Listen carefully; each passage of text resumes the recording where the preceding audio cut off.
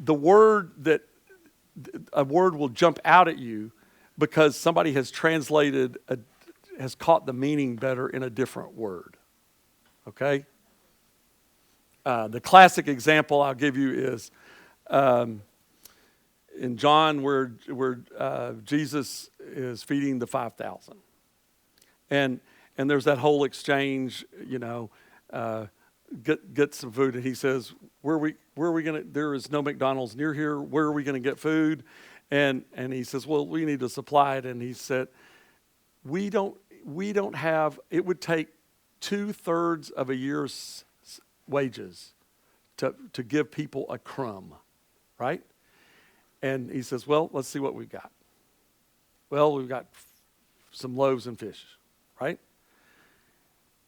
Nearly every English translation, Jesus says, have them sit down.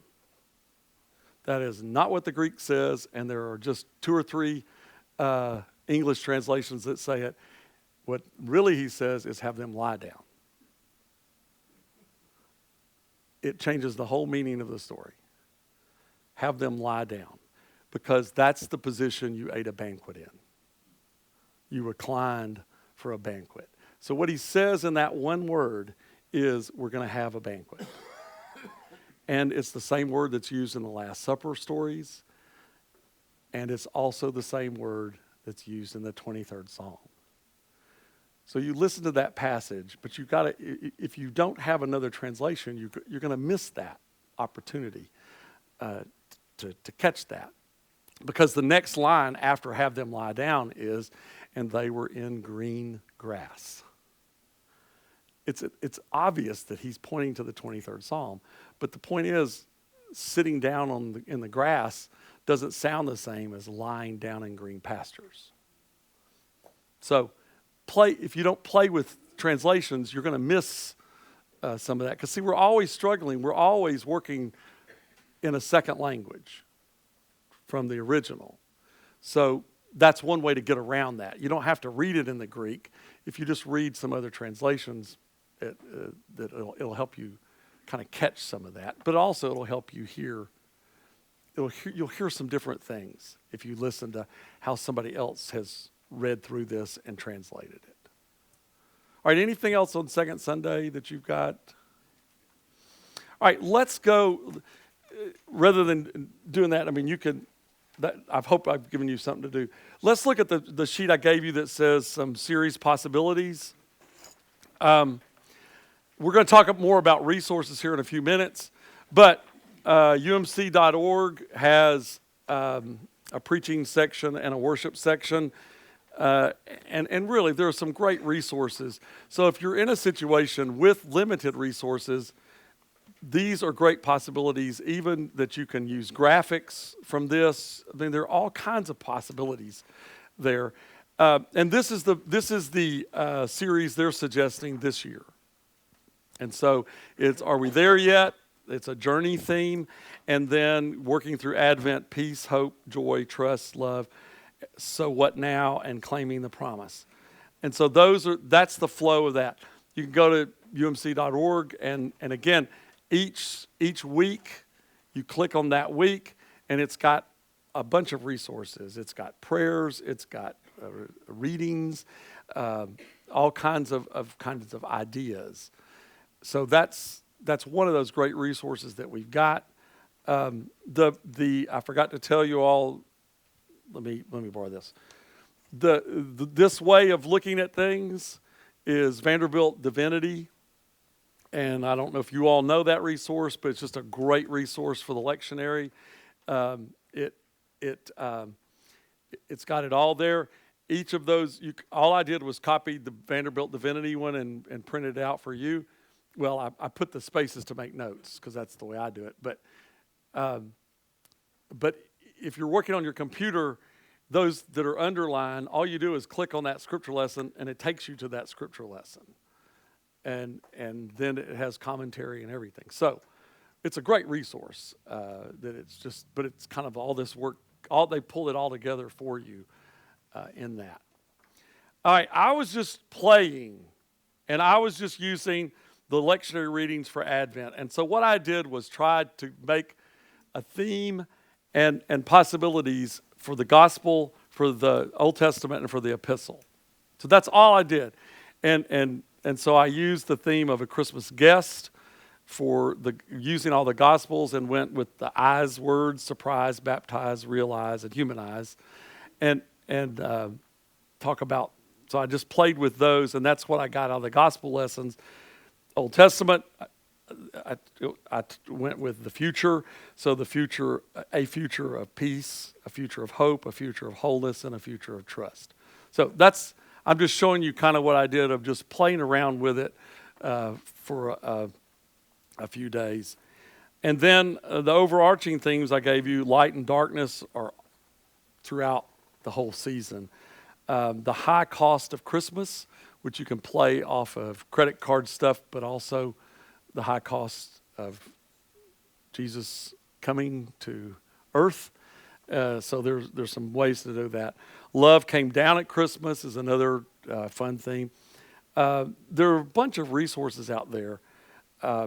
Just Google alternative Christmas and see what comes up. It's fascinating. Wonderful ideas, wonderful things. There's a great new book that came out this year. Jen Hatmaker did it. It's 7 the Days of Christmas. And I don't know if you all know Jen Hatmaker, but she's done a book on 7, and it's about some really radical things that they've done in her life and her family's life. Well, she applies those things from that original book to Christmas. And so it's a fun, and it's, as you can imagine, in 7 parts, since the book's named 7. And it's a real easy read, a fun kind of read, but just real good. It won't help you, well, it will help you with preaching, but it will help you with kind of application kinds of things, of how you live this out. What does this look like with being the parent of 3 kids, or the grandparent? So Jen Hatmaker's, and I've got it on a list for you, but it's a great resource. But playing off of whose birthday is it, Mike Slaughter did It's Not Your Birthday, and there are a bunch of materials that he wrote and has. So just, again, you can play off of that. Sometimes that works well with celebrations you have at church, whatever that is, a particular kind of moment that your church has, some Christmas party or some kind of Christmas celebration. There's some ways to work in some alternative ways that are line up maybe a little closer with the gospel than not. Now, this is just to kind of get you started, to push you a little ways, to see also of just being playful and creative and work through that. You'll find all kinds of good themes yourself, things that will just strike you that, I like, Michael's harmony thought. There are these great things lying there. Reed Shell and I were serving at Seymour and Logan's chapel, so we were in adjoining parishes. So we would often get together and do our Advent and Lent planning together. So that speaks back to having another editor, is finding a colleague that you work well with and that works well with you. Rarely did Reed and I preach the same things. That wasn't the point of our collaboration, is that we just sharpened each other as we would talk through things and go through. And again, to have somebody else go, well, did you hear, I read this passage, did you hear this? And sometimes, your answer is no, I missed that entirely. I hadn't thought of it from that angle. So a partner, some of you all I know are in lectionary groups. And if y'all would actually talk about the lectionary, you probably would, it probably. And for those of you who don't know, I pointed to Ken and Betty. So for those that are joining us on the live stream, so that they know. But again, it's like what Melissa was saying, so how do you get an editor? How do you get somebody else? Well, see, we need that. We really do. And the problem is, most of the time, the good editing takes place on Sunday afternoon, right? Instead of on Saturday afternoon. Is that, really, sometimes you know that. I have the fortune that I get to preach on Saturday night often. and then maybe twice on Sunday morning. So by the third time around, it's either really good or you're really sick of it. One or the other. I mean, it takes a different turn sometimes. So just having that ability to kind of work through it helps. All right, any other ideas, thoughts you want to add to? Okay, let's talk about resources, stuff that you have that's available. So I'll pass those out. I think, wait a minute, trying to do, yeah, resources, right. I would suggest one of the great resources is a book I've used a lot of years. It's called The Bible. It's a great resource. You will find all kinds of things in this book and enjoy them or be upset by them or confronted by them. But I would try that first, and then I'd work from there to other things. Find commentaries that you like, that speak well to you. Don't wade through stuff that just doesn't work with you. Find something that really is a good commentary and helps you do that. The old Barclay commentaries of the New Testament, do you know what I'm talking about? Do you know what that commentary is called? Daily Study Bible. He wrote it to be read daily so that you work through, and I would just suggest to you that, you find a resource like that where you read the whole thing instead of just the passage you want. Okay? Because that tends to be the way we read these things. That is not the way Barclay wrote it. So you might say, well, gee, I'm going to be preaching out of Matthew a lot. I think I'll read all of the Matthew commentary. It just helps you get a sense of what Matthew's doing and things like that. The other resource that I would suggest, and it's on the back of this, I came to this later in life, and I wish I had been doing it all of my ministry. I have started reading sermon collections as a part of my devotional life. And so I've started reading other people's sermons so that I'm reading one sermon a day as a part of my devotional time. It's not the only thing I do, but it is something I do. And consequently, it's not that I need to preach like these people. It's just that I get to hear good preaching. And it helps me. It helps me grow. But also, you get a sense of pace, a sense of timing. You get a sense of just writing well. These that I've listed, the Bart one, and I brought that one in. It's just this little teeny book called Deliverance to the Captives. And I mean, I found mine, it's just an old beat up used copy. I think there's a newer version, a newer edition of it. But they're incredible, these marvelous things. They are not the dry writing of Karl Barth that is in all of the theology books. It's just he's speaking to a very real audience of people in jail. Another book that I think is a great one is Dietrich Bonhoeffer's Christmas Sermons. So it's just all of his Christmas sermons bound into one small volume. You can find good collections. The ones I mentioned about Brueggemann and Craddock, those are both the collected sermons of Fred Craddock, the collected sermons of Walter Brueggemann. They're just great books to just go through and read.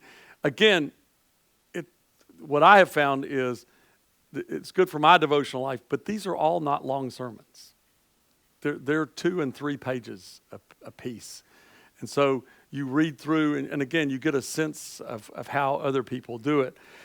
Buechner has several collections, but Magnificent Defeat is one of the better ones of his sermons, that it's actual sermons as opposed to some of the other kind of writing. So I think it's helpful if you read other people's sermons. I think it's helpful if you listen to other people preach. You can go online and find all kinds of people to listen to. And then, like I said before, listen to yourself preach. That's really important to be able to develop your voice and everything. My storytelling that I do, I'm getting to tell in Jonesboro tonight, as a matter of fact. But anyway, my storytelling that I do, it really has come from years and years of listening to other people tell stories and getting a sense of how they tell it and the pace and the timing and the art of it. And that's how you learn. If you're painting or if you're, whatever that is, that's how you learn it, is you watch other people do it. You pick up some of their suggestions, but it's still your voice. I don't tell like Donald Davis tells, but I've learned a lot from Donald Davis, over the years, that kind of thing. Preaching's the same way. But unfortunately, when we practice what we're doing, we're standing there by ourselves. I mean, think about it, y'all. We don't hear each other preach very often because we're having to be in the pulpit that Sunday. So you kind of need to seek out those other opportunities. All right, back to the resource list. The hymnal and the book of worship are just loaded. UMC.org, Vanderbilt Divinity Lectionary. There are some wonderful little books that are Watch for the Light is readings for Advent and Christmas, and it's just a devotional book, and it's got readings from C.S. Lewis, Thomas Merton, Philip Yancey, Madeline L'Engle, Henri Nouwen, Kathleen Norris, Bonhoeffer, Annie Dillard, Dorothy Day, others. So find those kinds of things. I've tried to give you a list of some of those. Some of them are harder to find. Some of these, I've tried to put dates on them so you would know what were older books and what were not. It's helpful if you read things that aren't necessarily overtly religious, but are tied to Christmas, because it's part of what our culture is hearing, and you need to be aware of that. But also, The Grinch Stole Christmas is all about the meaning of Christmas and a heart that's 3 sizes too small. And I mean, and so you read those kind of classics, and that helps you, again, hear what everybody else is hearing anyway, but also it helps you go along. I want you to listen to a song. John McCutcheon wrote this incredible song called Christmas in the Trenches. And McCutcheon, he actually, and this is, I will have to tell you, this is my review. This is a book. It's a children's book called Christmas in the Trenches. He wrote the song about 30 years ago. This came out a couple of years ago. The song's a lot better than the book because he was brilliant in his poetry, and then he tried to explain it in the book. And so it's the Robert Frost story backwards, But, all right. And what do I need to do over here? Okay. Anyway, this is just him, and this is McCutcheon singing it. Nope. Oh, got it.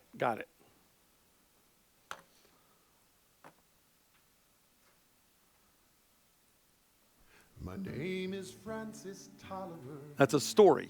I come from Liverpool. 2 years ago, the war was waiting for me after school. From Belgium and to Flanders, to Germany to here, I fought for king and country I loved dear. It was Christmas in the trenches where the frost so bitter hung. The frozen fields of France were still, no Christmas songs were sung. Our families back in England were toasting us that day, the brave and glorious lads so far away. Well, I was lying with my messmates on the cold and rocky ground when across the lines of battle came a most peculiar sound. Says I, now listen up, me boys, each soldier strained to hear. It's one young German voice sang out so clear. He's singing bloody well, you know, my partner says to me. Soon one by one each German voice joined in harmony.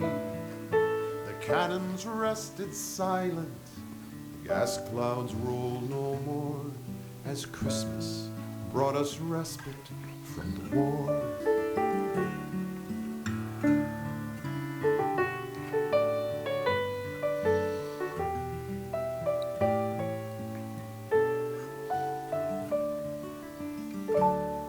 Well, as soon as they were finished, the reverend pause was spent.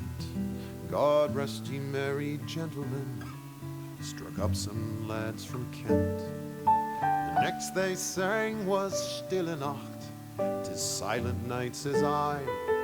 And in two tongues one song filled up that sky.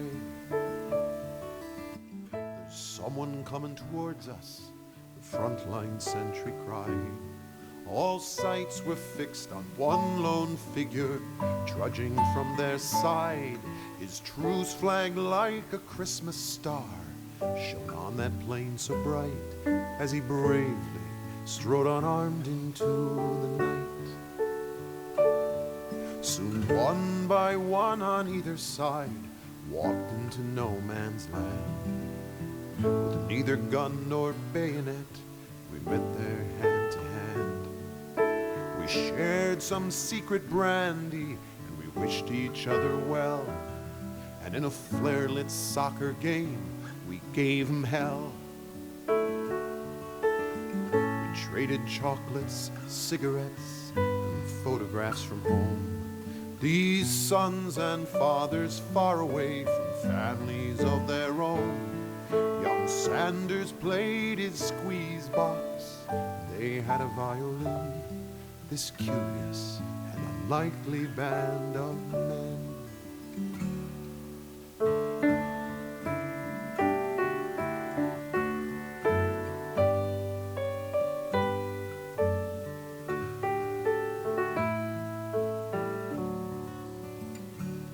Soon daylight stole upon us, and France was France once more. With sad farewells we each began to settle back to war. But the question haunted every heart that beat that wondrous night: whose family have I fixed within my sights? 'Twas Christmas in the trenches where the frosts of winter hung. The frozen fields of France were warmed as songs of peace were sung. For the walls they'd kept between us to exact the work of war had been crumbled and were gone forevermore. The name is Francis Tolliver, Liverpool I dwell. Each Christmas comes since World War I, I've learned its lessons well. That the ones who call the shots won't be among the dead and lame, and on each end of the rifle we're the same.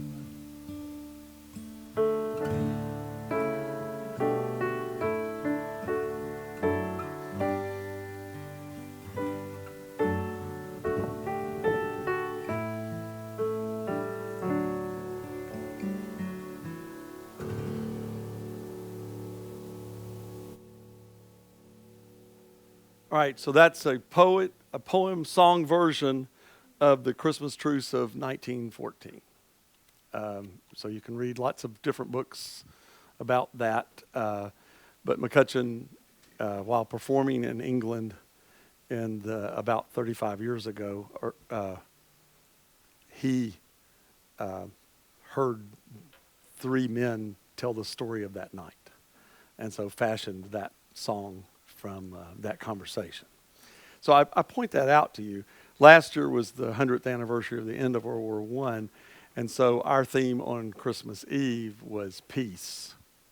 And I used several of the passages, but we had, I think he was 25-year-old, a young man, who sang that and was able to do it just beautifully. I mean, it was really a great kind of moment. But it was a very powerful thing. But you all, you could hear that and feel that song as you get there to the end. So I want to point out, I'm using this as one example of lots of things that are lying around out there. I don't know if any of you have actually ever read A Christmas Carol by Charles Dickens. Everybody's heard it, and you've seen hundreds of movies about it and everything, but I don't know if you've actually read it. But it's a pretty incredible work of literature. I mean, just to hear how Dickens actually tells the story and the words that Dickens uses is, again, it's pretty amazing. So I've given you a sheet of things about favorite resources, just things that I like to use that point in children's literature. I don't know if you all know Tolstoy and Salyan, Where Love Is, God Is, and Martin the Cobbler. They're really the same story. Tolstoy read Martin the Cobbler in a newspaper, and he couldn't find who the author was. It was just a story that ran in a French newspaper. And so Tolstoy fashioned his story, Where Love Is, God Is, out of it. And then some years later, his was published, and Ruben Salyan said, "Hey, wait a minute, that's my story." And Tolstoy apologized to him and said, "Yes, it is your story. I just couldn't find out who you were, or I would have gotten yours published." And so anyway, there are two versions of the same story, but a beautiful, beautiful one. For our region, The Year of the Perfect Christmas Tree is a great story. It's Western North Carolina mountains, East Tennessee mountains. But it too, interestingly enough, is a World War I story. So there are just those kind of things out there. Do pay attention to poetry. There's just some great stuff. If you look on the back of this, the Frost quote from Kitty Hawk, I mean, look at these words. But God's own descent into flesh was meant as a demonstration that the supreme merit lay in risking spirit in substantiation. Spirit enters flesh, and for all its worth, charge up into earth in birth after birth, ever fresh and fresh. We may take the view that its daring do, though of in the large is one mighty charge on our human part of the soul's ethereal into the material. So again, you don't need to read these to people, but if you're reading this, then this is the kind of thing you're going to start doing. You're going to think differently because you're listening to the message differently, and they will point to things. Let's see. I think that's all I've given you so far. Will's here, so we're going to swap out, but let's take a stand break, get up, move around a little.